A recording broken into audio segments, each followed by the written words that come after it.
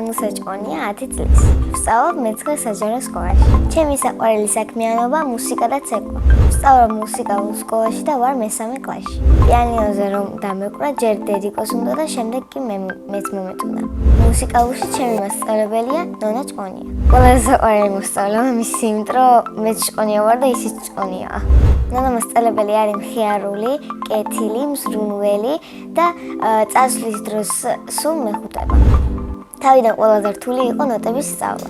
ყველაზე ადვილი იყო ცალი ხელით დაკვრა. ორჯერ მქონდა გამოცდა, ორივეზე 10-იანი მივიღე და კარგად დაუკარი. კონცერტი იმიტომ არ მინდა, რომ წინასწარ ვიცი, რომ ვინერვიულობ. პირველი კონცერტი მინდა მქონდეს ჩემს სკოლაში. მუსიკის დაწერა ჯერ არ მიცდია, მაგრამ დარწმუნებული ვარ, რომ გამომივა. პიანინოს გარდა კიდევ მინდა უკრავდე გიტარაზე. ჩემი დაუკრავს გიტარაზე, დაკვრას არ მასწავლეს, ამიტომ ჩემიც ვსწავლობ. სკოლაში რომ მაქვს მუსიკა, იქიდან რამოდენიმე სიმღერას ავიღებ და თან გიტარაზე უკრავ და თან ღერი სიმღერას, რაც წინში მაქვს მუსიკის სკოლის. ჩემი საყვარელი სიმღერაა მგზავრების მთვარე. მე ვაპირებ დავამთავრო მუსიკალური სკოლა და დავწერო სიმღერები. სკოლა იმიტომ მიყვარს, რომ კარგი მასწავლებელი და კარგი კლასელები მყავს. ჩემს კლასში ყველაზე ცელქებია ნიკა თედორაძე და სანდრა შაინიძე. ყველაზე ჭკვიანია ალექსანდრე ჩიტაძე. ყველაზე მშვიდია ჩემი მეგობარი ნინი ტარიელაძე. მე ვარ ყველაზე ლამაზი და ყველაზე მხიარული. ჩემი საყვარელი საგანია მათემატიკა. საყვარელი მასწავლებელია ირმა მჟავია. ძალიან გამიმართლა, რომ ის მასწავლის პირველ კლასიდან. ირმა მასწავლებელი არის ჭკვიანი, კეთილი, ძალიან ლამაზი და ძალიან ჭკვიანი. მე რო გავიждები, მინდა ირმა მასწავლებელივით ლამაზი ვიყო. რომ ვიქნები მე-12 კლასში, მინდა გავიგო, რომელ კლასში ასწავლის ჩემი მასწავლებელი მოსწავლეებს და ჩავიდე ვაკოცო და ჩავეხუტო.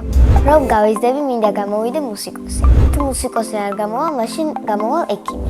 ბავშვობაში მინდოდა გამოსულიყავი ბანკის მასწავლებელი.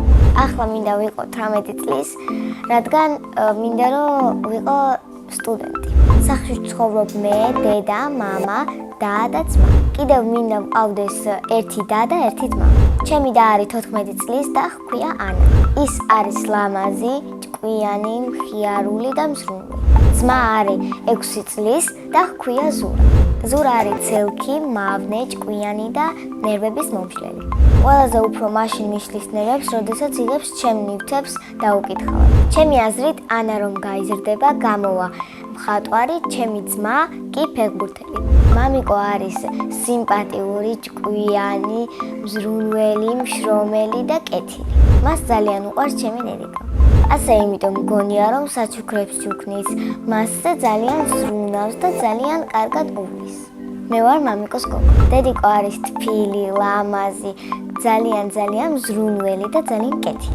მე ვარ კარგი დიასახლისი. ჩემი ოთახის დალაგებაც არ მეწარება და საჭმელების გაკეთებაც ვიცი. პირველად საჭმელი რო გავაკეთე, ვიყავი 8 წლის.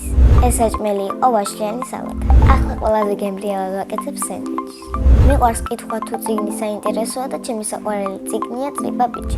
მე რომ მწერალი ვიყო, დავწერდი წიგნს სიყვარულზე. ეს იქნებოდა ერთი ლამაზი გოგოს ისტორია და ეს გოგონა ვიქნებოდი მე. ჩემი საყვარელი მულტფილმია მოანა. ზღაპრის გმირებიდან მე ვგავარ პრინცესა ელზას. მე ასევე მიყვარს ცეკვა და 2 წელი ცეკვავდი ანსამბლ აჭარბეთში. სამწუხაროდ იმიტომ გამოვედი, რომ დრო არ მყოფნიდა. ჩემი დროის უმეტესი ნაწილი იხარჯება სწავლაში და პიანინოზე დაკვრაში. ჩემი საყვარელი ცეკვაა აჭარბი. საყვარელი ილეთია ეს. კონცერტი არ მქონია და საბედნიეროდ მალე მეკნება სკოლაში. ამ კონცერტზე შეიძლება პიანინოზეც დაუკრა. ჩემი აზრით, კონცერტის მერე დედიკო მაჩუქებს ყვავილებს. ყვავილებიდან მე ვგავარ იას, რადგან ის არის ჩემსავით ლამაზი და ნაზი. ჯადოსნური ჯოხი რომ მქონდეს, გავხდებოდი მოდელი. სამოგზაუროდ სიამოვნებით წავიდოდი ლონდონში. წინა მონაწილემ დამიტოვა ასეთი შეკითხვა. ნუცა რომ არ მერქვას, რა მერქვებოდა? მე ნუცა დამარქვა მამიდამ და ეს სახელი ძალიან მომწონს. მაგრამ ნუცა რომ არ მერქვას, ალბათ მერქვებოდა ლიზი. ჩემ შვილებს დავარქმევ ელენეს და სანდრას. შემდეგ მონაწილეს ვუტოვებ ასეთ შეკითხვას. რა არის მისი ოცნების საჩუქარი? მაგალითად, ჩემი ოცნების საჩუქარია კომპიუტერი. ბედნიერება არის თამაში, პიანინოზე დაკვრა, სწავლა და დედიკო და მამიკოზე ჩახუტება. მე ვარ ბედნიერი ადამიანი.